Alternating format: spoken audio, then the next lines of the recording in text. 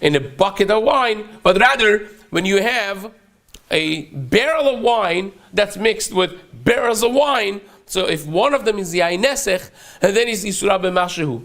The entire mixture, you could have hundreds of barrels of wine, one of them Yain Nesech, the whole thing is Asur. Same is with Slamim, with statues, that one of them was served as Avodah Zarah.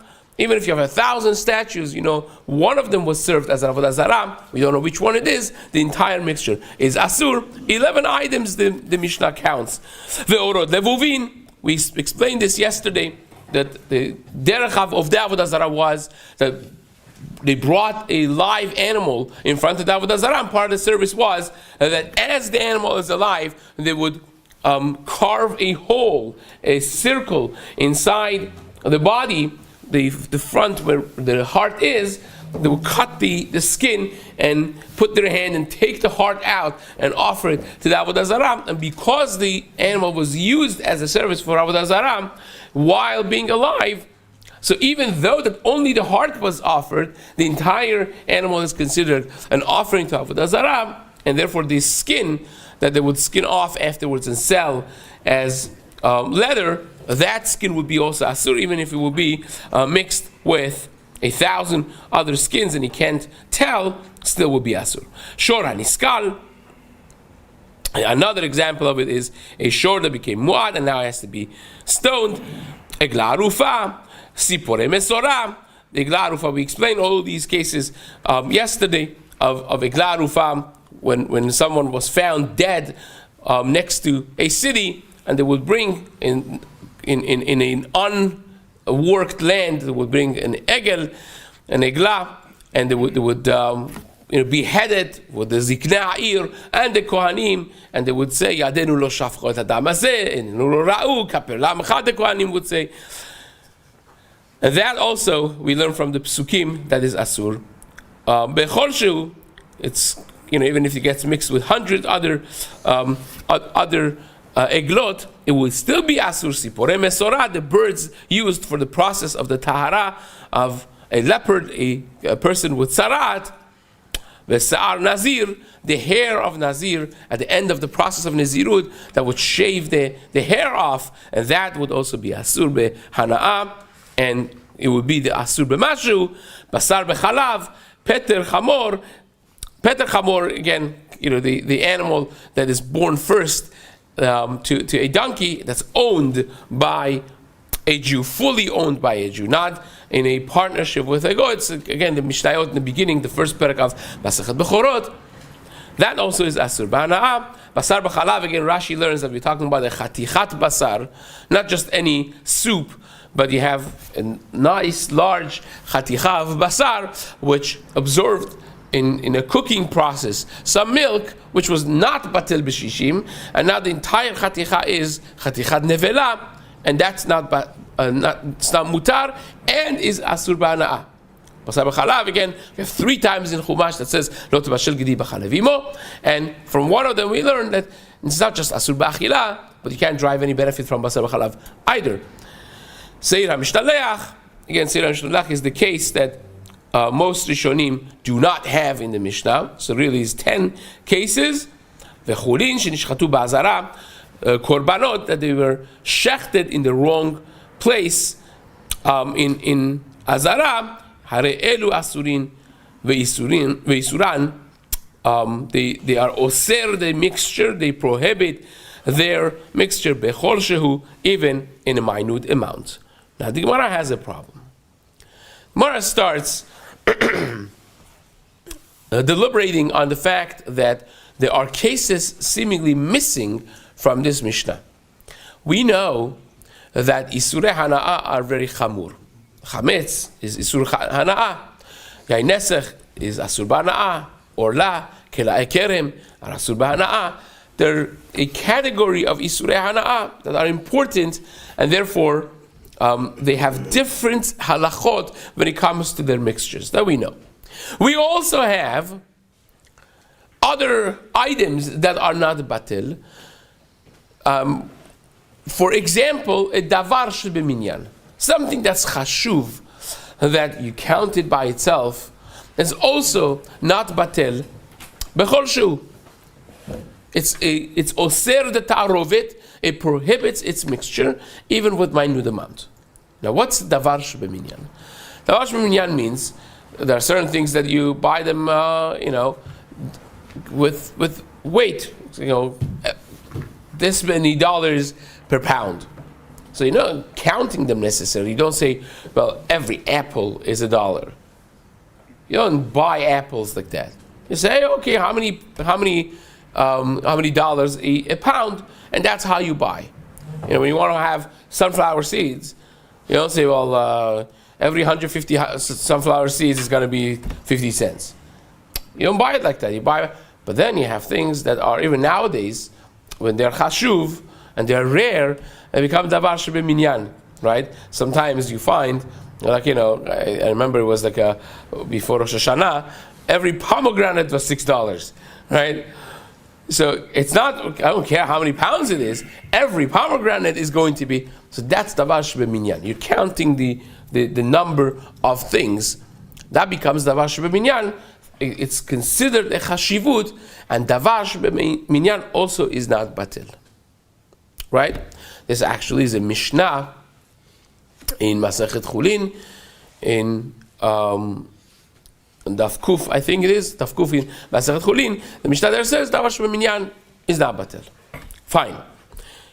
So the Gemara says, our Tana here seems to have things that are asur b'hana'ah, but also they're davar shebeminyan. So which one is important? Because each one of them that you would assume, there is a number of cases missing from the list of the Mishnah. And that's the kasha of the Gemara. Tana ma'ka chashiv. What is exactly the criteria to make it to this list of 11 things that the Mishnah counts?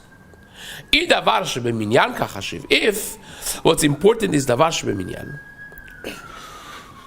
then says the Gemara, litni nami chatichot nevela. Why don't you count the most classic example of what is asur? It will be a chatichat nevela, davar shebeminyan. You have a piece of large piece of meat, and it's nevela, and it gets mixed with other large pieces of meat. Now you don't sell them; you sell them by piece. It's davar shebeminyan. It's davar chashuv. That would be the classic case of davar shebeminyan, and it's missing in the Mishnah. Why don't you count it? If that's the criteria to make it to the list of the Mishnah, you're missing the most classic example, which is chatichat nevela. You're going to tell me, no, we're counting isurei hana'ah, because take a look, all of them are isurei hana'ah.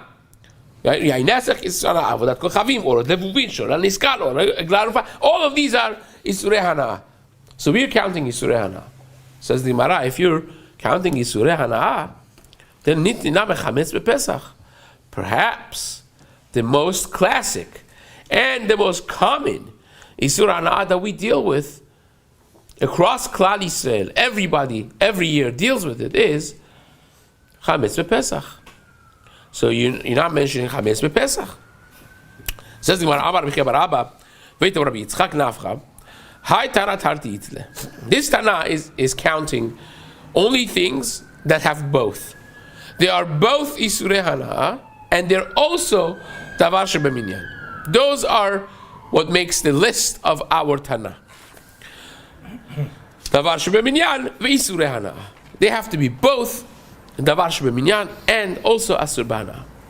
So Mara says, okay, but we still have some missing from the list. Because we know across Shas that there were certain fruits, we just gave you an example of pomegranates, right?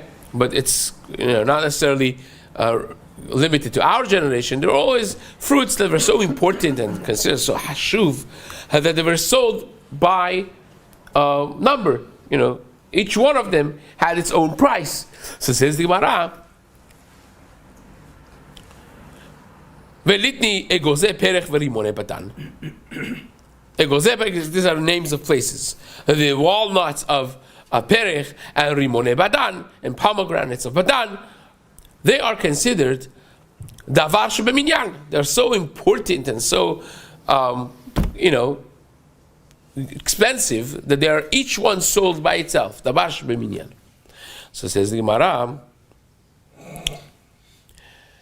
and they're also Isurei Hana'ah. How are they Isurei Hana'ah, by the way?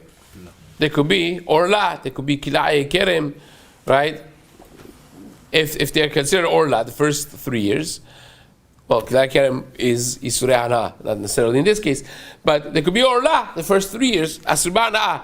So if you have Rimone Badan, Egoze Perech, and they're within the 3 years of their plantation, it doesn't have to be the beginning of the life. If you have, and this is important to note, if you have your gardener planting things in your backyard, and they bring a tree that is 5 years old or 3 years old, so you say, okay, Baruch Hashem, make sure it's older than 3 years. It's not Orla, and here comes the gardener and brings the branch, the tree, and the roots are all exposed. You took it completely out of dirt, and now is replanting it in your yard. The clock restarts over again, right? Now it's 0 years old. You have to, next 3 years, it's going to be Orla. Or if it's with minimum dirt, which can't live in it, the tree can't live in it, still the clock restarts. So you have to be careful in those items when you are doing some gardening for fruit trees. You should ask a question to make sure that everything goes smoothly. But nevertheless, that would be davar shebeminyan, egoze perech rimone badan, which could be also orla and is asur b'hana'ah. So says the Gemara, you don't count it here. The Gemara answers, it says no. Hatana lehatam. We already mentioned them as isurei hana'ah in the Mishnah in Mesechet Orla. There, the Mishnah counts things that are asur b'hana'ah. The Rabbi Meir's shita is any davar shebeminyan is asur.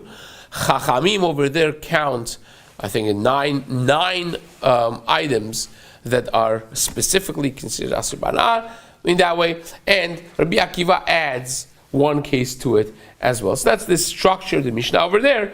But one of the things that Chachamim count, the two of the things are egoze perech, rimone badan.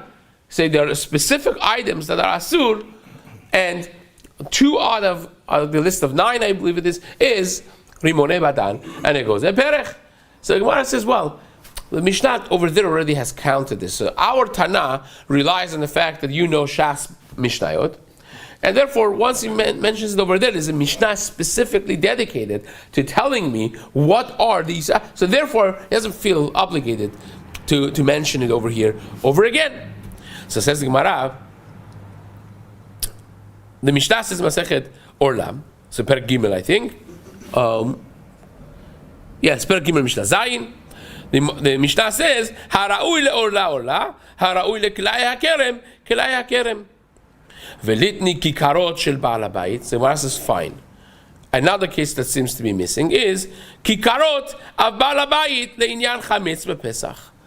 Chametz b'Pesach, if it's an important, okay, so if you have a slice of bread, yeah, you don't sell slices by themselves. It's not davar shebeminyan.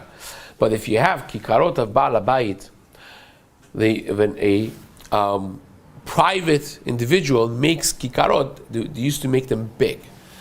When the Nachtom used to make bread, when you went to the baker, the bakery items were smaller because you want to sell them to each individual for the day's worth. But when a Baal Habayit would make like a nice gezunt, big piece of kikar, a loaf of bread. So kikarot Baal Habayit across Shas are considered davar shebeminyan. So you have kikarot shel Baal Habayit and on Zam Pesach. So you have isurei hana'ah and it's davar shebeminyan. It's both. Why don't you mention that? So says the Gemara, Man shamat the itle. Who is this shita that you are considering? It's Rabbi Akiva. Rabbi Akiva holds this, and Hatana lehatam, Rabbi Akiva mosif af kikarot shel Baal Habayit. Over there in that same very Mishnah, in Masechet Orla, Per Gimel, Mishnah Zayin, you remember how we mentioned a minute ago that the structure of the Mishnah there is, you have Rabbi Meir, you have Chachamim, and then you have Rabbi Akiva. Rabbi Akiva adds one case to Chachamim's list, and that one case is Kikaro Shel Baal HaBayit, right? Which is Davar Shebeminyan. So therefore, again, as we mentioned before, because this was mentioned in the Mishnah explicitly as Davar Shebeminyan in Mesechet Orla, our Tana does not feel obliged to mention it in the list of our Mishnah. So then there's another problem. The problem is, if I'm sure all of you notice this problem, when you read our Mishnah quickly, you realize that there's one sentence that's repeated twice. As the first and last sentence of the Mishnah is repetitive, right? It seems to be completely superfluous. So the Gemara asks, why do you have to say it twice? Look together with me, the first and last sentence of the Mishnah. Elu asurin ve'osrin bechol shu. These are asur, and they prohibit their mixture even with minute amount. And then it says the list of 11 things. And at the end, last sentence says, Hare elu asurin ve'osrin bechol shu. Hope you said it already, right? Why do you have to say it again? It's clearly, whenever the Mishnah does this, is coming to tell you that there is something that you would think is going to be included, and we're excluding it. Don't think that that's included, right? It's a mi'ut, right? So it says the Gemara, Hare elu lema'ute mai. What is it coming to exclude? Says the Gemara, is coming to exclude things that are one but not the other. They're either davar shebeminyan, but they're not asur b'hana'ah. Inami lemaute isurei hana'ah velo davar shebeminyan. Or the other way around, that they are isurei hana'ah, but they're not davar shebeminyan. Now, this raises the eyebrows of all of the Rishonim. Like almost kimat every single one of the Rishonim asks the obvious question, which we said it in the very beginning when we started this Mishnah today, that the Gemara in Chulin Daf Kuf, the Mishnah there says that davar shebeminyan gets mixed is asur. Pashut. You don't need it to be surana. Anything that's davar shebeminyan that gets mixed in a mixture, it's asur. Bechol shu. Even if you have 1,000 more, asur. So the Mishnah there seems to say that all you need is davar shebeminyan. And you're telling me over here that our Mishnah is saying that davar shebeminyan by itself is not sufficient. It has to be also isurei hana'ah. And isurei hana'ah by itself is not sufficient. It has to be davar shebeminyan as well. You need both. One without the other. It doesn't work. So Rashi would tell you that it's machloket in our Mishnah and the Mishnah in Chulin. It's machloket. Our Mishnah holds like this, that Mishnah holds like that, and Shalom Al Yisrael. The majority of Rishonim do not hold like that. The majority of the Rishonim hold that there's no argument between the Mishnayot in Mesechet Avodah Zarah and Mesechet Chulin. Everyone holds that davar shebeminyan is asur ve'oser b'kol shu. We are saying that our Tana is counting it that way for the specific reason of this Mishnah, but not that halachically is an argument that davar shebeminyan alone would make a ta'arovet asur. Now again, this becomes that Tosafot ask a question on that, but perhaps a third shita, without getting too much involved and entangled in the details of the question and answer of the Rishonim on this question. But you have at least those two shitas, perhaps more in the Rishonim, that deal with the halachic ramifications of a davar shebeminyan that is not considered isurei hana'ah, whether or not they become. This is, of course, a whole siman in Shulchan Aruch, in Chot Aruvot, that you have a davar chashuv, a davar shebeminyan that's not batel, and it has a lot of ramifications in the halachot of Chadash and Yashan, and of course Chabitz B'Pesach is isurei hana'ah as well, and many other cases of practical halacha that this affects. Next Mishnah says, Yain nesach shenafal lebor, kulo asur b'hana'ah. If you have yain nesach that gets mixed in the in the bor, again, we explained the structure of how they had a gat on the top, where they stepped on, squeezing the anavim, the grapes, and the grape juice, the wine, would drip into a lower area called the pit, the bor. So if you have yain nesach that gets mixed with the wine in the bor, everything is asur b'hana. Rabban Shimon ben Gamliel says, Yimacher kulo le'oved kochavim chutz midmei yain nesach shebo.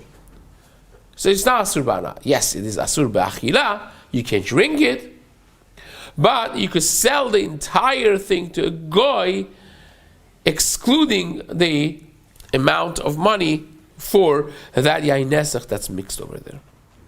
Now the Gemara says, we start the Gemara and then we'll continue, perhaps in next year. Amar Rav, halacha Rabban Shimon Gamliel. We have a general rule that halacha is like Rabban Shimon Gamliel anywhere in the Mishnayot that he's mentioned. So Rav says that very clear. Rav says halacha is like Rabban Shimon Gamliel, but here is the case. Says Rav, halacha is like Rabban Shimon Gamliel only when you have chavit bechavit, but not yain beyain. If you have one chavit, one barrel of yain nesech that is mixed with hundreds of barrels of regular kosher wine, then you have this thing that Rabban Shimon Gamliel holds. You don't have to trash the whole thing. You could sell, let's say, imagine if you have 100 barrels of kosher wine and one nesech gets mixed, you could sell the whole 101 barrels to a goy and charge him for 100.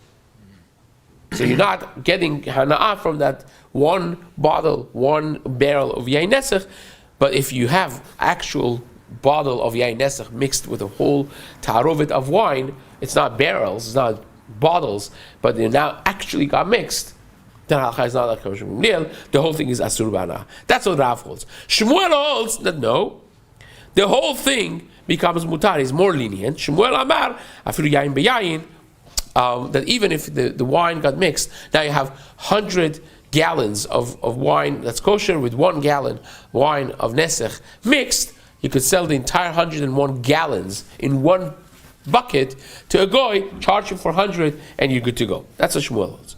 V'chen amar Rabbi Yochanan holds the same way. In the name of Rabbi Yochanan, afilu yain beyain, he's also more lenient. V'chen amar Shmuel bar Natan, Rav Shmuel bar Natan, Abba Rav Chanina also holds the same way. The third opinion that holds like Shmuel, yayin beyayin also is mutar. V'chen amar Rav Nachman, Amar Rabba bar Avuha, afilu yayin beyayin. So you have a number of Amoraim, the paskin like Shmuel versus Rav. They could be lenient even in actual mixture of wine with wine, that you could sell the entirety of the mixture to a goy, not charge them for the amount of yain nesech, and you're good to go. So says the Gemara, Amar Rav Nachman, halacha lemaaseh. Rav Nachman says it was a case. Whenever the Gemara says, by the way, halacha lemaaseh, we're used to throwing the term halacha lemaaseh out, practical halacha. But halacha lemaaseh in Gemara means there was an actual case that was asked, and they discuss it, and they paskin the halacha. Says Rav Nachman, there was a case that we paskin halacha lemaaseh, yayin nesech, yayin beyayin asur, but chavit bechavit mutar. If you have actual yain nesech, that means the goy took this wine in front of his Avodah Zarah, in front of his deity, a gachka, and he poured it for, that's mamash yain nesech deoraita. That, says Rab Nachman, would be only chavit bechavit. If that wine would get mixed with other wines, only if it's in separate chavit you could apply Rabban Shimon Gamliel. But if it got mixed with the wine, with the kosher wine, the whole thing is asur.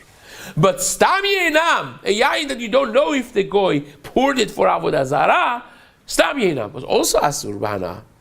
But that's much more lenient, because that's not the oraita level, and therefore, says Rab Nachman, stam yeinam, afilu yain beyayin mutar, he paskins like Shmuel versus Rav, that in case of stam yeinam, even if the wine actually got mixed with other wine, you could just sell the whole unit to a goy, not charging for the amount of yain nesech, and you're good to go, which concludes our Gemara over here. And Be'ezrat Hashem, we'll start the next Mishnah in the days to come.